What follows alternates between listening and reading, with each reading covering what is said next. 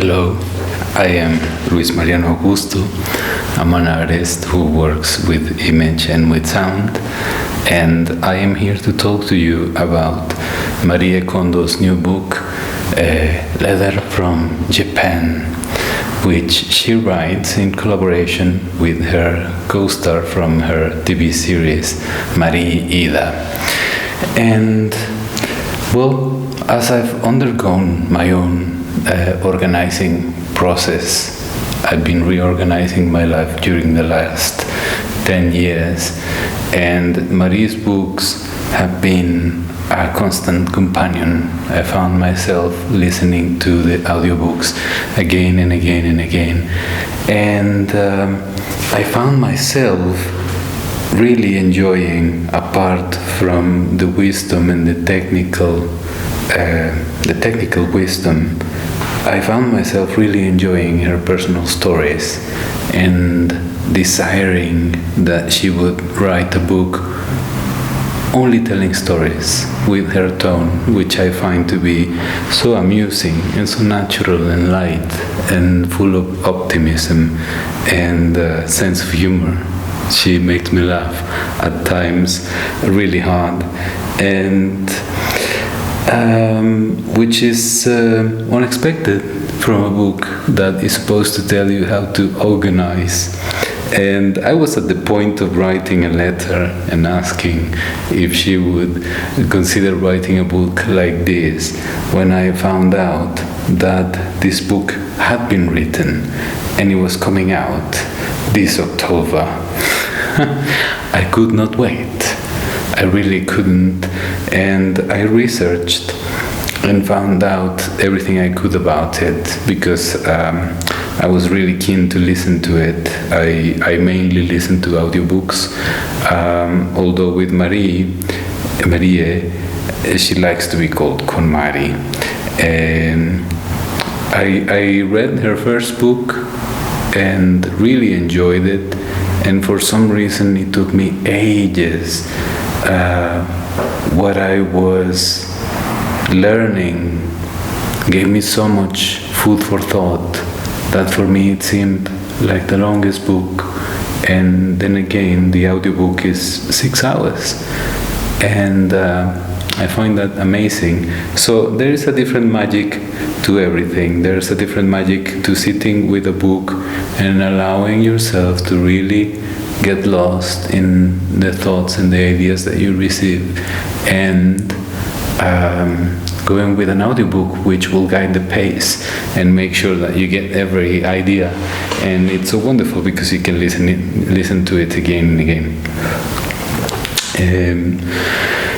So Marie has come forth with this beautiful philosophical manifesto where she discusses 6 values that she thinks she has found that permeate the Japanese cultural manifestations. And these values are cherish, perfect, consider, savor, purify, and harmonize. And it's just really beautiful.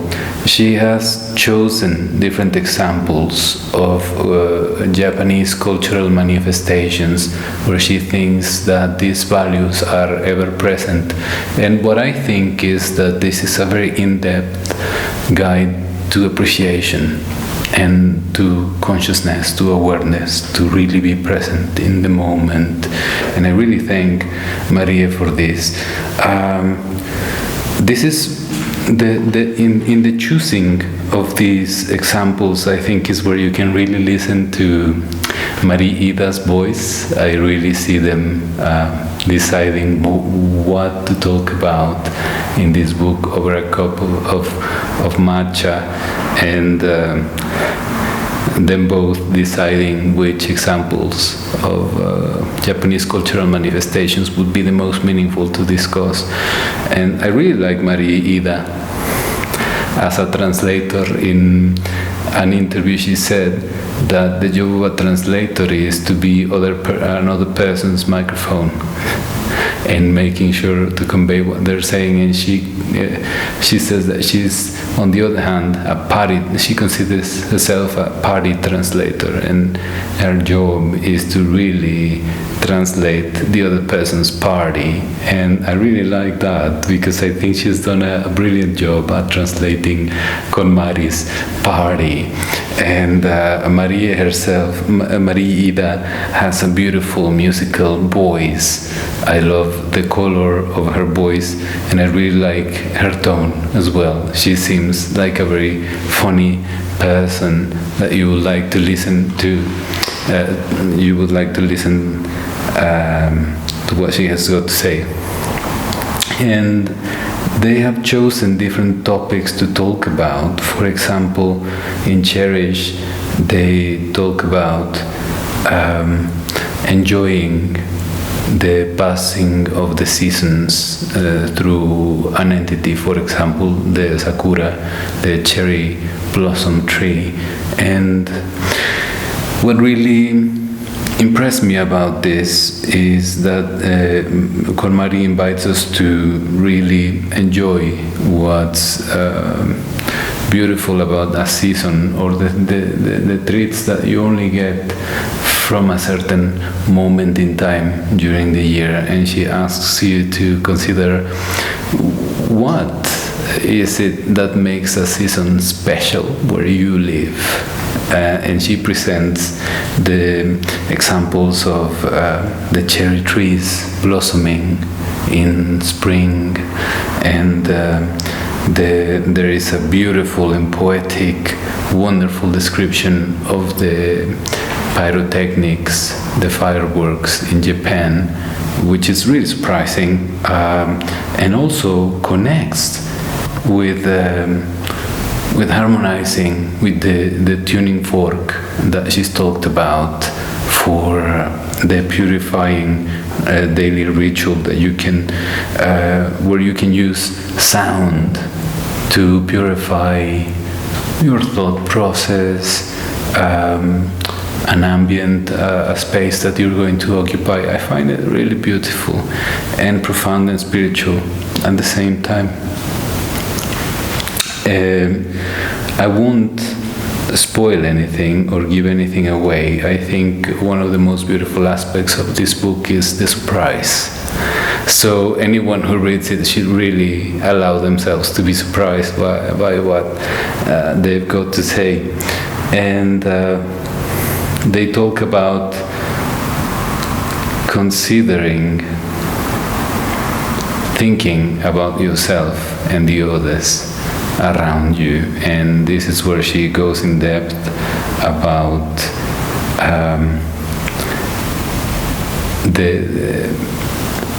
just one aspect of how she got into cleaning, and the enjoyment, the sheer enjoyment that you can get out of it, and also the extreme need for care that we've got in this moment of time.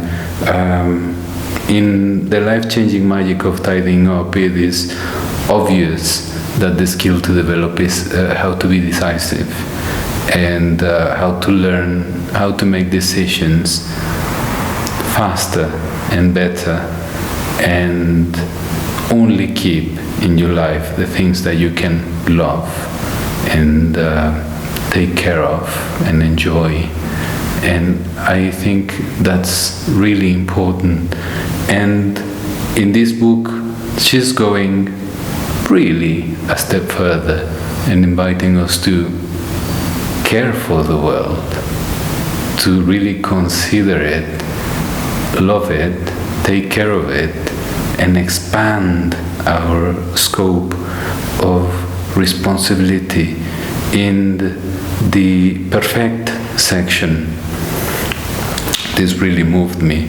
There is a phrase where she says, "The beauty that is worth striving for in life is not built in a day." And this is something that is really moving for me, because I'm very impatient.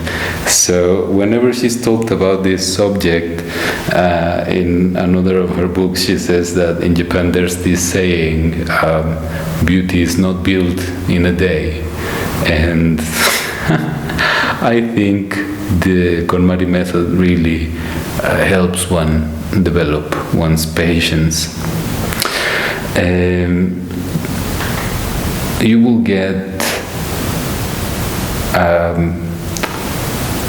get an idea of how you can incorporate the mentality of purifying and harmonizing your space, so that you can be ready to live a life of presence, which I really love. My personal story with the KonMari books started 10 years ago. Someone who was really dear to me read Fast Company, and so I would read it too. And there was this article about this lady with a revolutionary method that would really take you by surprise and help you organize your life once and for all. And me at the time living in a room that doubled as my art studio, where I was surrounded by the box of my computer, props, costumes, raw material, printed works, etc., etc. I thought, maybe this is the book I need. And I got a copy. I'm very digital at times, so I read it on a screen, a portable screen, and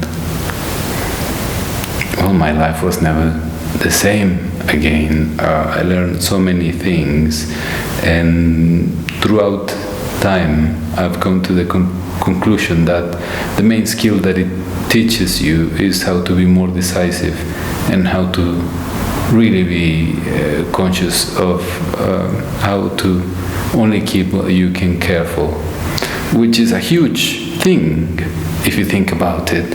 And when Spark Joy came out, I said, another book. What else could you need after the first? Well, what you need is everything that comes in it. My favorite thing about it is how she goes more in depth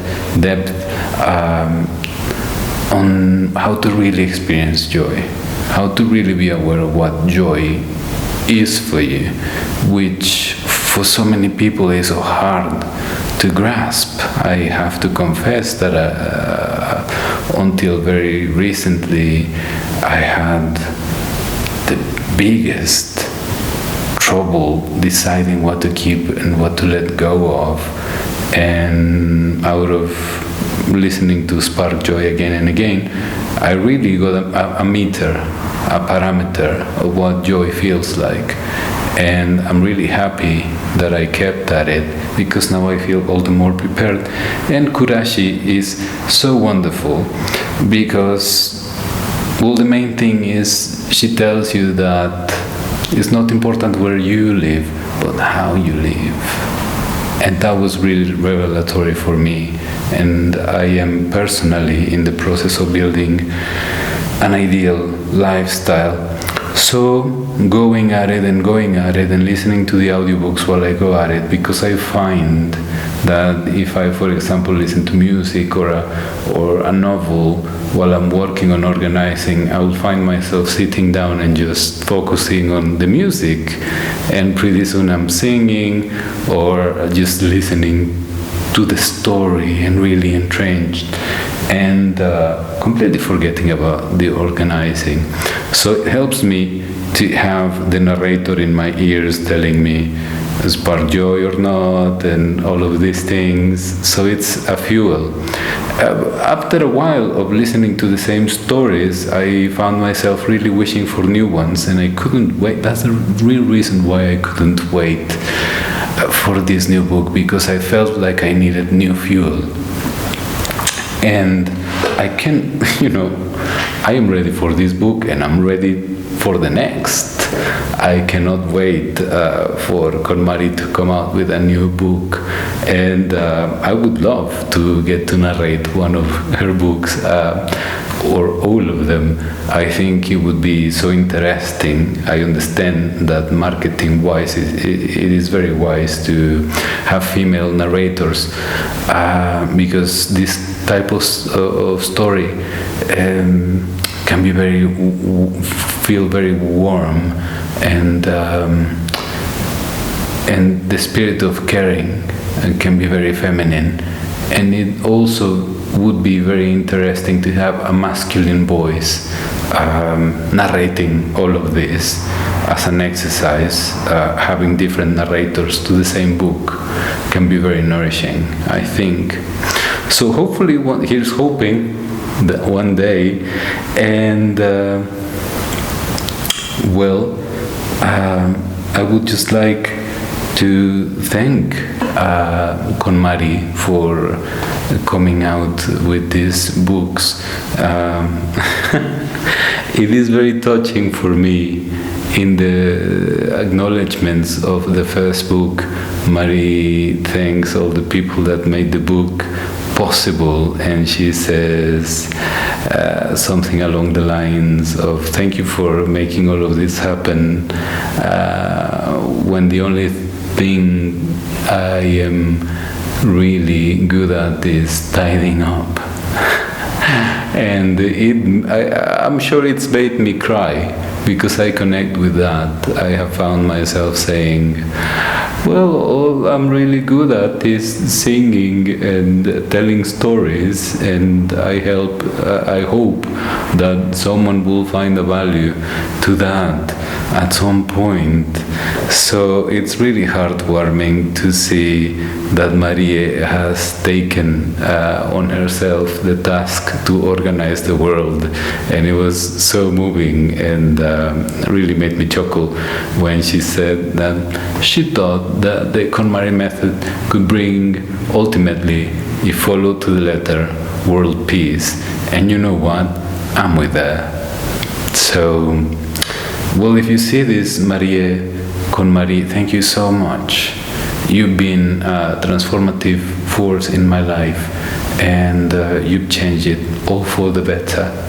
So thank you for your beautiful work, and I hope that you keep going. Letter from Japan is available to be purchased via Marie Kondo's website, which is KonMari.com. And I hope that you will enjoy it as much as I have. Thank you.